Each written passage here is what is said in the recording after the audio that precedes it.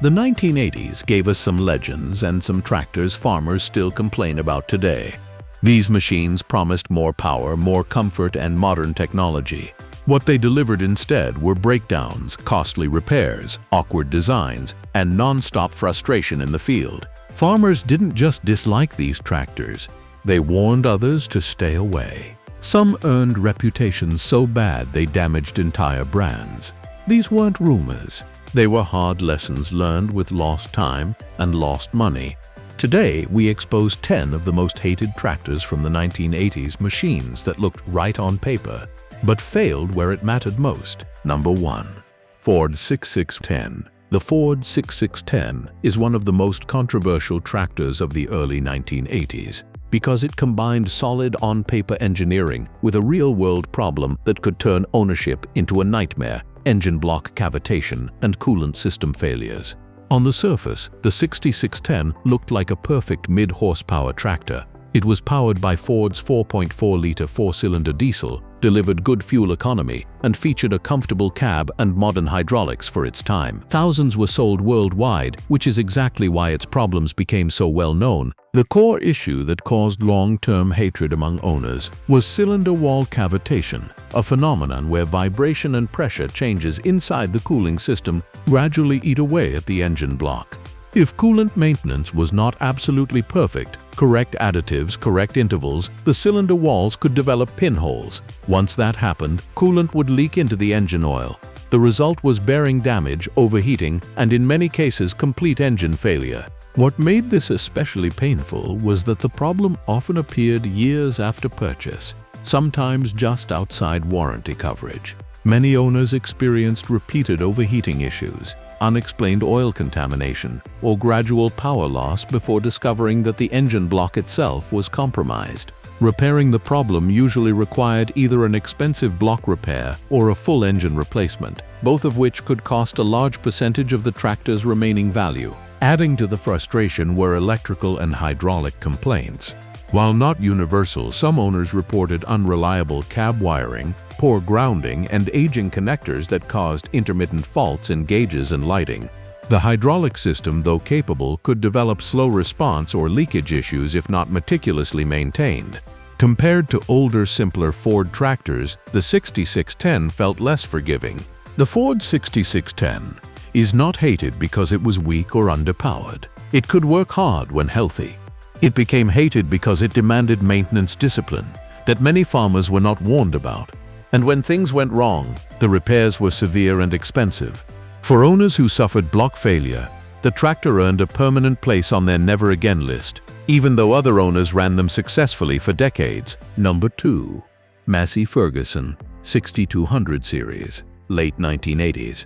The Massey Ferguson 6200 series represents one of the brand's most ambitious and most frustrating steps into modernization during the late 1980s. On paper, these tractors were meant to signal a new era, improved operator comfort, better transmissions, and more refined power delivery. In reality, many owners encountered complex problems that were difficult to diagnose and expensive to fix, especially as the tractors aged. One of the most common complaints involved the clutch and PTO control systems. Certain variants relied on electrical switches and safety interlocks that were sensitive to wear, moisture, and vibration. When these components began to fail, owners experienced sudden loss of drive, PTO refusal to engage, or tractors that would not move despite the engine running perfectly. Because the faults were often intermittent, diagnosing them could involve hours of labor with no guaranteed solution. Electrical reliability was another sore point. Compared to older Massey Ferguson models known for mechanical simplicity, the 6200 series introduced wiring systems that many rural workshops were not yet equipped to handle. Corroded connectors, failing switches, and grounding issues could mimic major mechanical failures. Farmers who were used to fixing tractors with basic tools suddenly needed specialized knowledge or dealer support, which was not always readily available in the late 1980s. Hydraulics also drew criticism.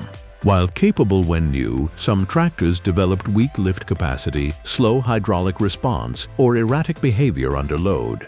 These issues were often linked to internal wear or contamination, again requiring precise diagnosis. Owners frequently complained that small faults cascaded into major downtime during critical working seasons. The hatred toward the MF620 series did not come from total failure. It came from lost trust. Owners felt the tractors were overcomplicated for the reliability delivered. When everything worked, the 6200 could be smooth and efficient. But when problems started, they were rarely simple or cheap. For a generation of farmers who valued rugged predictability over innovation, the 6200 series became a symbol of Massey Ferguson moving too fast before the technology and dealer network was fully ready. Number 3. Case IH5130 mid-1980s. The Case IH51330 is often remembered as a capable utility tractor that nonetheless developed a reputation for being deeply frustrating to own. Introduced during a period of corporate transition, it suffered from a combination of hydraulic complexity and inconsistent behavior, which is why it frequently appears in owner complaint archives rather than nostalgia lists. The most widely reported issue with the 51330 involves its hydraulic system, particularly problems that appear once the tractor reaches operating temperature. Owners reported hydraulics that worked normally when cold, but became weak or erratic after extended use. Symptoms included loss of steering assist, slow loader response, or hitch systems that would not maintain pressure under load. These problems were often traced to internal leakage, worn compensator valves, or pressure control components, but none were easy to diagnose without deep system knowledge. What made matters worse was the intermittent nature of these faults. A tractor might operate perfectly during inspection, only to fail hours later in the field. This unpredictability caused major downtime during planting or harvesting seasons, when reliability matters most. Repairs could involve replacing expensive hydraulic components with no absolute guarantee the issue was resolved. Another contributor to owner dissatisfaction was service accessibility. During the 1980s, Case IH was still stabilizing its dealer and support network following mergers and restructuring. Some owners found it difficult to locate technicians who truly understood the 513 hydraulic logic, leading to repeated visits and mounting repair bills. The Case IH513 was not universally bad. Many ran long hours successfully. But for those who encountered the hydraulic issues, the experience was exhausting. The tractor earned its most hated reputation not because it failed constantly, but because when it failed, it did so in ways that were costly, confusing, and poorly timed. Number 4. Fiat 880 Day, 1980s variants. The Fiat 880 is a classic example of a tractor that divided opinion sharply along regional and maintenance lines. In parts of Europe, it was considered rugged and affordable, while in other markets it earned a reputation as one of the most frustrating tractors of the decade. The hatred largely stemmed from hydraulic and transmission-related problems, compounded by inconsistent dealer support. A common complaint involved hydraulic system contamination and leakage. Owners reported recurring seal failures, slow or weak lift arms, and hydraulics that became unreliable after internal gearbox or differential repairs. In many cases, metal particles from worn components circulated through the hydraulic system, damaging pumps and valves. Once contamination began, it was difficult to fully eliminate without extensive and expensive overhauls. Transmission issues also surfaced frequently. Some Fiat 880 tractors developed gear engagement problems, noisy gearboxes, or slipping under load. While not universal, these issues were severe enough in certain production batches to damage the model's reputation. Repairs often required splitting the tractor, a labor-intensive process that discouraged many owners. Another source of frustration was parts compatibility and availability. Depending on the country, owners encountered differences in specifications, making it difficult to source correct components. For farmers accustomed to standardized parts systems, this inconsistency felt unacceptable. The Fiat 880 was not inherently weak. When properly maintained, it could work long hours efficiently. But many owners felt that it demanded too much attention and too many repairs relative to its value. Over time, those experiences solidified its place as one of the most disliked tractors of the 1980s, not because it never worked, but because it too often tested its owner's patience. Number 5. Allis-Chalmers 7040. Late 1970s, the Allis-Chalmers 740 is a tractor whose reputation suffered less from a single catastrophic flaw and more from a combination of mechanical irritations and corporate collapse. which together made ownership increasingly unpleasant throughout the 90s. Introduced as a high-horsepower row crop tractor, the 740 was intended to compete directly with Deere and IH in the large frame market. On paper, it had the power, weight, and hydraulic capacity to do the job. In practice, many owners found it frustrating to live with long-term. One of the most common complaints centered around the hydraulic system and steering behavior. Owners reported jerky or inconsistent steering response, weak remote hydraulics under sustained load, and three-point hitch behavior that felt unpredictable. While some of these issues could be corrected through careful adjustment or component replacement, they were not simple field fixes. As the tractors aged, internal wear in hydraulic valves and pumps became more noticeable, leading to declining performance that was expensive to restore. Another recurring issue involved operator comfort and control refinement. Compared to competitors, the 7040's controls felt less intuitive and more fatiguing over long workdays. Noise levels, vibration, and cab ergonomics lagged behind rivals that were rapidly improving operator environments in the early 90s. For farmers spending 10 or 12 hours a day in the seat, this mattered. However, the largest reason the 7th row became disliked had little to do with engineering and everything to do with support collapse. By the mid-1980s, Allis-Chalmers was in severe financial trouble. Dealerships closed or transitioned, parts inventories shrank, and owners who needed timely repairs found themselves waiting weeks for components or searching salvage yards. Even relatively minor failures became major downtime events. As a result, the Allis-Chalmers 740 gained a reputation as a tractor that could still work hard, but no longer had a company standing behind it. For owners who experienced breakdowns during planting or harvest, frustration quickly turned into resentment.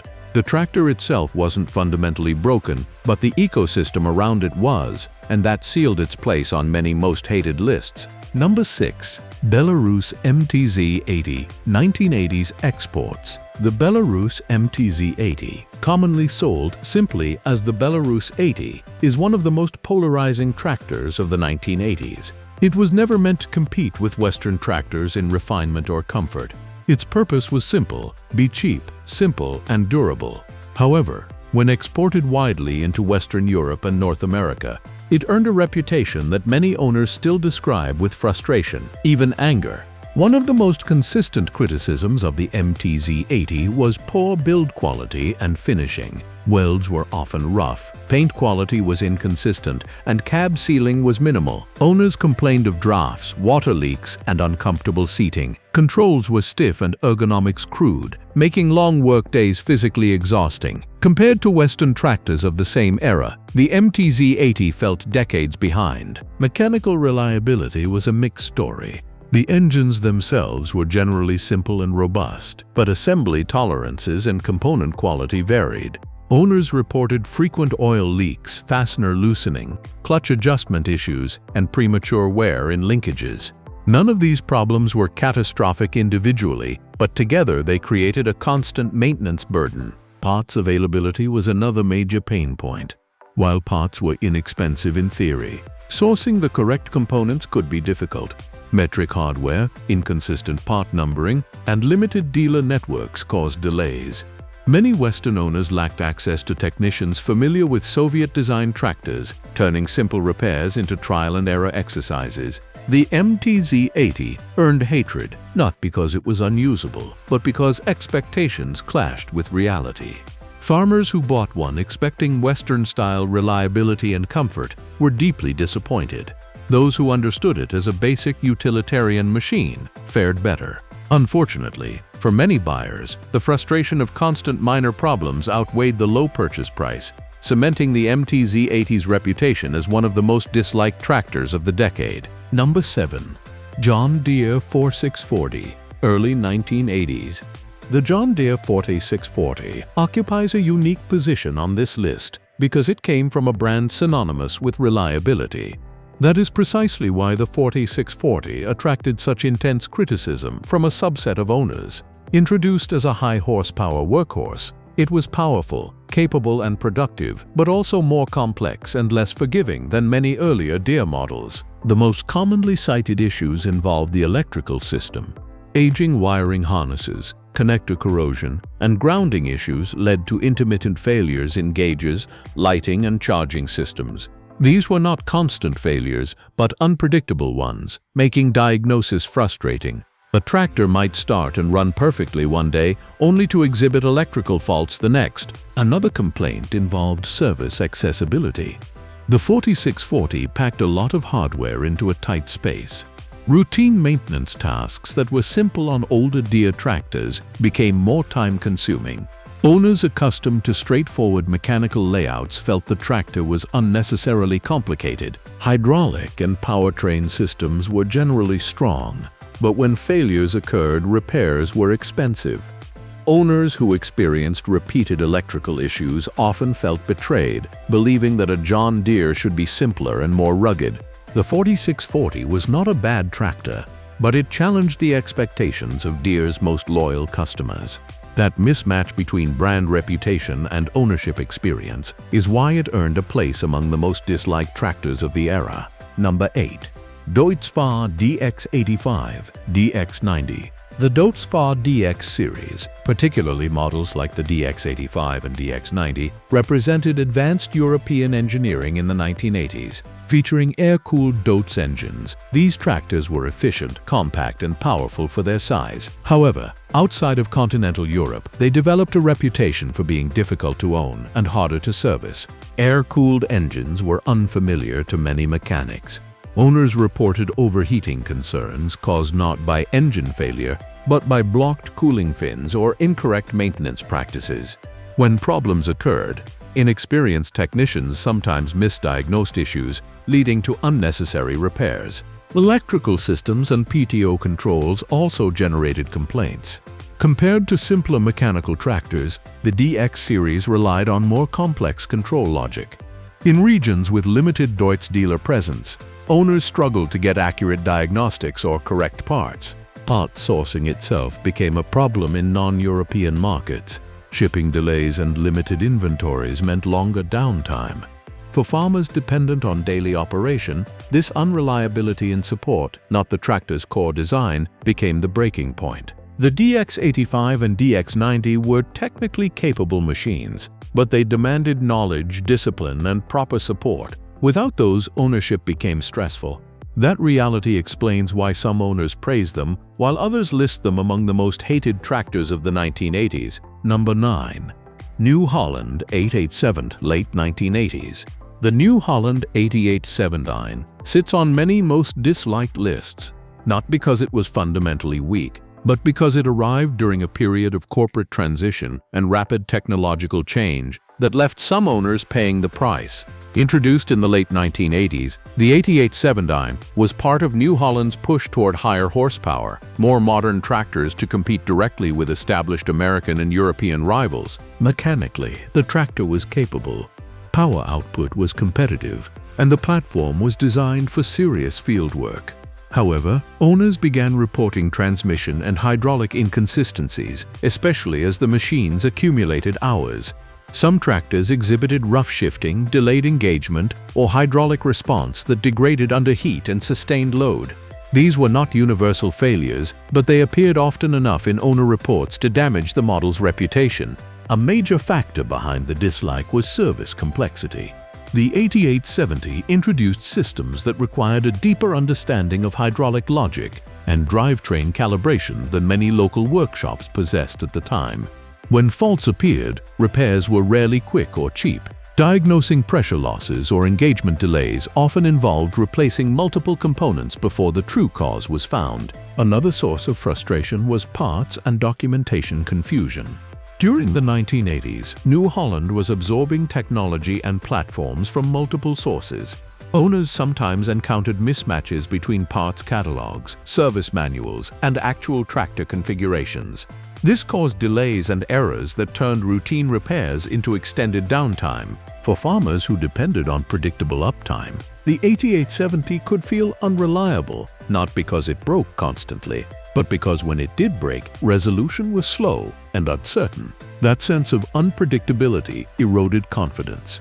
As a result, many owners who experienced these issues moved away from the brand in later purchases. The new Holland 88-720 was a product of its time, ambitious, modern, and transitional. Unfortunately, those transitions often leave behind a group of owners who remember the tractor not for what it could do, but for the frustration it caused when things went wrong. Number 10. International Harvester 1086, early 1980. The International Harvester 1086 is one of the most debated tractors of the early 1980s. It followed the highly successful 1066 and was intended to modernize IH's large row crop lineup. On paper, it delivered strong horsepower, proven diesel power, and a modern cab. In practice, it became one of the most criticized tractors the company ever produced. The most frequent complaints centered on the cab and control layout. Visibility was poor compared to competitors, and the placement of levers and controls felt awkward to many operators. The cab design also introduced heat buildup and noise issues, which became exhausting during long workdays. Farmers who had praised earlier IH tractors for simplicity felt the 1086 was a step backward in usability. Mechanical criticisms often focused on the torque amplifier, TA, and clutch behavior. While not inherently defective, these systems required precise adjustment and careful operation. Improper use or wear led to slipping, hard shifting, or loss of power transfer. Repairs were expensive and time-consuming, especially when combined with cab removal requirements. The tractor's reputation was further damaged by timing. The 1086 entered the market just as International Harvester was facing severe financial trouble and labor disruptions. Parts availability and dealer support became inconsistent. When owners needed help, responses were often slow or incomplete, turning manageable mechanical issues into long-term resentment. What truly sealed the 1086's place on most hated lists was expectation. IH owners expected durability and ease of repair. Instead, they received a tractor that demanded careful operation, precise maintenance, and strong dealer support, exactly when that support was becoming unreliable.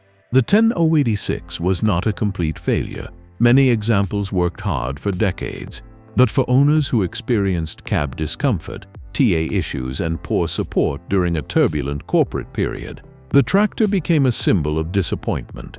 That emotional response is why, decades later, the 10086 is still remembered as one of the most disliked tractors of the 1980s. So that's it for today. If you like this video, then please hit the like and subscribe button for more videos. Thanks for watching.